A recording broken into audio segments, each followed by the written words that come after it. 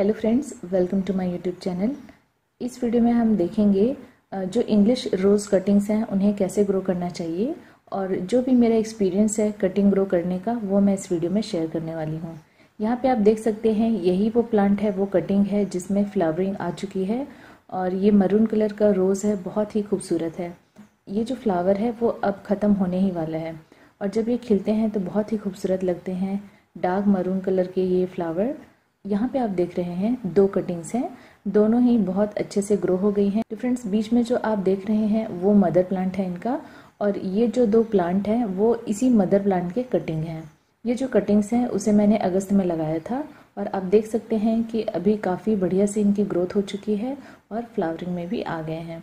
तो फ्रेंड्स, ज़्यादातर लोग कहते हैं कि इंग्लिश जो रोज़ कटिंग है वो लगते नहीं। तो फ्रेंड्स, ऐसा नहीं है कि ये एक दिन का काम है, आप इंग्लिश रोज़ कटिंग लगाएंगे और लग जाएगा। मैंने भी जब बहुत पहले रोज़ कटिंग जब मैं लगाती थी तो बहुत सारे कटिंग्स फेल हो जाते थे। जहाँ लोगों के 100% ग्रो होते थे, मेरे 100% फेल होते थे।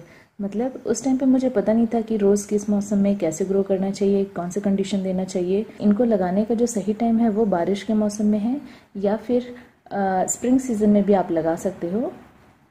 पर एक चीज़ मैंने जो समझा है वो ये है कि साल में आप इनकी कटिंग कभी भी लगा सकते हैं, बस गर्मियों में नहीं चलते। और जब भी आप कटिंग लगाते हैं तो इनको डायरेक्ट सन में मत रखिए, ऐसे जगह पे रखिए जहाँ इनको धूप जो है वो इनडायरेक्ट इनको लाइट मिले, और जैसे कि किसी पेड़ के छाए में या दीवार के आड़ में, ऐसे आप इनको रख सकते हैं। और जो आप पॉटिंग मीडिया लेते हैं वो वेल ड्रेन होना चाहिए, वहाँ पानी जो है वो जमा नहीं होना चाहिए, और इनका जो मॉइस्चर लेवल है वो हमेशा मेंटेन होना चाहिए। ऐसा नहीं है कि आप कटिंग लगाए हैं और फिर वो कभी ऐसा हुआ कि पानी बहुत ही सूखा हो गया गमला, ऐसा नहीं होना चाहिए। तो फ्रेंड्स, इनको कंटिन्यू मॉइस्चर इनके पॉट में बनी रहनी चाहिए, सॉइल जो है वो। और जब भी हम कटिंग लगाएं तो अक्सर आप लोगों ने सुना होगा कि पेंसिल साइज़ कटिंग लगानी चाहिए, ज़्यादा पतली नहीं होनी चाहिए, ज़्यादा मोटी नहीं होनी चाहिए। पर ऐसा नहीं होता है। जब भी आप कटिंग लगाएं तो टेम्परेचर जो है वो सही होनी चाहिए। और मैंने देखा है कि पतली सी पतली कटिंग भी लग जाती है और इस तरह से सेमी हार्डवुड कटिंग भी लग जाती है। स्टेम का कोई खास कंसेप्ट नहीं है मेरे हिसाब से। जो मेन कंसेप्ट है वो है टाइमिंग का। इनको जो प्रॉपर हम एनवायरनमेंट देते हैं वो इम्पोर्टेंट है। तो फ्रेंड्स देखिए, जब भी आप कटिंग लगाते हैं तो इतने लेट तक इनको मत रहने दीजिए किसी पॉट पे। जैसे यहाँ पे मैंने फ्लावरिंग के लिए वेट किया ताकि मैं वीडियो बना सकूँ, नहीं तो जब इसमें ग्रोथ स्टार्ट हो जाती है आना, जब कटिंग लगा के 3 मंथ हो जाते हैं, उस समय आप इनको रिपोर्ट कर लीजिए। क्योंकि इस समय आपने देखा कि इनके जो रूट हैं वो काफ़ी मैच्योर हो चुके थे और इनको निकालना बहुत ही दिक्कत हो गई थी। तो ऐसे में क्या होते हैं कि रूट डैमेज हो जाते हैं, और फिर रूट डैमेज होने की वजह से प्लांट जो है वो शॉक में चले जाता है।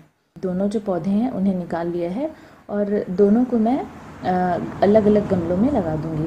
तो फ्रेंड्स, उससे पहले एक चीज़ और नोटिस करने वाली बात है। ये जो कटिंग है यहाँ पे आप देख रहे हैं, फंगस अटैक सा हो गया है, थोड़ा सा इन्फेक्टेड है ये। तो फ्रेंड्स, यही मेन है कि जो भी आप इंग्लिश रोज़ की कटिंग लगाते हैं ज़रूरी नहीं कि वो चल ही जाए। देखिए, रोज़ कटिंग जो है वो ग्रो लग तो जाते हैं, रूटिंग तो हो जाती है, जैसे कि इस प्लांट में हुआ है। जब वो 1 या 2 बारिश झेल ले, मतलब बरसात का सीज़न, मतलब कि कटिंग लग के जब 2 साल हो जाए और वो चल जाए, तभी आप उस प्लांट को कह सकते हैं कि ये जो इंग्लिश रोज़ का कटिंग है वो 100% चल गया है। अक्सर आपने यूट्यूब में देखा होगा कि इस तरह से कटिंग लगा के थोड़ी ग्रोथ उसमें जब दिखती है और उनको निकाल के रूट बता देते हैं कि हाँ, इसमें ये जो कटिंग है वो 100% लग गई है, 100% चल गई है। पर ऐसा नहीं होता। रीज़न ये है कि हर जो इंग्लिश रोज़ है उनकी जो इम्यूनिटी है वो अलग है। तो मैं ये भी बता दूं कि इस प्लांट का मैंने एक बार और कटिंग लगाया था और वो लगभग 1 साल का था, और कटिंग लगाने के बाद 1 साल बाद वो ख़राब हो गया, और सेम ऐसे ही उसमें बीच में ब्लैक हो गया था और डाई बैक की सिचुएशन आ गई थी, ऊपर से वो सूखने लगा था। और जब मैंने उसे उखाड़ा तो ये जो बीच जहाँ पे वो इन्फेक्टेड था वहाँ पे वो सड़ चुका था। तो उसको मैंने बहुत अच्छे से केयर किया था, लेकिन ये है कि वो उसने जो फर्स्ट बरसात है, जो इसी साल की जो बारिश है, उसमें मैंने पूरा उसको ओपनली रखा, और तब जाके मुझे जब उनको मैंने हटाया, देखा कि ये क्यों ख़राब हुए, क्यों ख़त्म हुए, तब मुझे समझ में आया उसमें सेम ऐसे ही प्रॉब्लम हो गई थी फंगस की।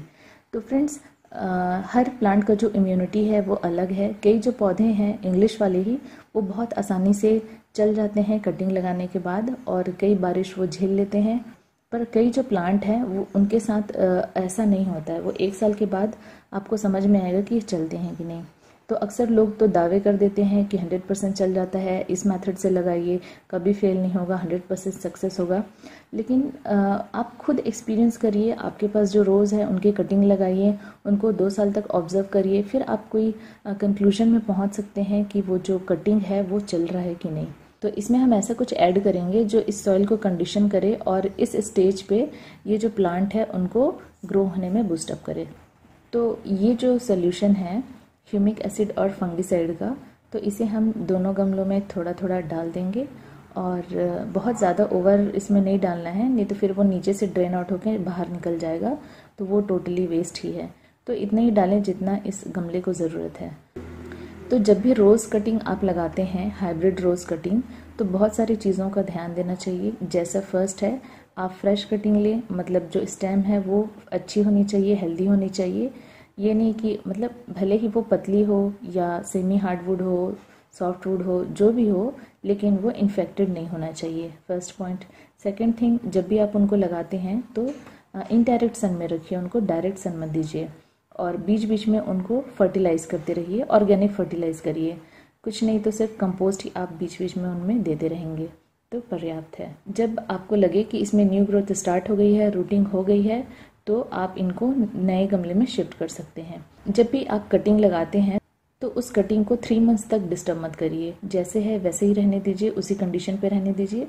बस बीच बीच में आप फर्टिलाइज करिए, फिर 3 मंथ्स के बाद आप उन्हें रिपोर्ट कर सकते हैं। तो इसमें जो प्लांट का चलने का जो चांस है वो काफ़ी अच्छा हो जाता है। लेकिन वही है कि जब आपका प्लांट, चाहे आप उनको नर्सरी से रेडी प्लांट खरीदते हैं या आप कटिंग लगाते हैं, 3-4 बारिश अगर झेल ली प्लांट ने और उसके बाद कंडीशन सही है, तब आप माने कि आपका जो प्लांट है वो बहुत अच्छा है और उनकी जो इम्यूनिटी है वो भी काफ़ी अच्छी है।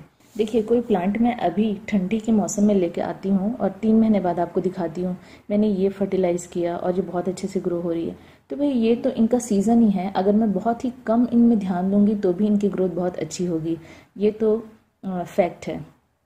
मैंने देखा है यूट्यूब में नए प्लांट ले आते हैं और 6 महीने के अंदर उनमें फीड करके कहते हैं कि बहुत अच्छा मेरा प्लांट चल रहा है। तो ये ऑब्वियस है, जब भी आप नया प्लांट लाते हैं मार्केट से, ज़्यादातर ठंड के मौसम में, तो वैसे भी वो उनका सीज़न ही रहता है, एकदम फेवरेबल कंडीशन रहता है रोज़ के लिए, तो वो 6 महीने तक बहुत अच्छा ग्रो करता ही है वो। लेकिन अगर आप काफ़ी वक्त तक रोज़ अपना प्लांट संभाल लिए, तब आप कह सकते हैं कि मेरे प्लांट जो बहुत अच्छा चल रहे हैं। तो फ्रेंड्स, आशा करती हूँ आपको ये वीडियो पसंद आई होगी। वीडियो पसंद आए तो मेरे चैनल को ज़रूर सब्सक्राइब करिए, वीडियो को लाइक करिए। Thank you friends, happy gardening.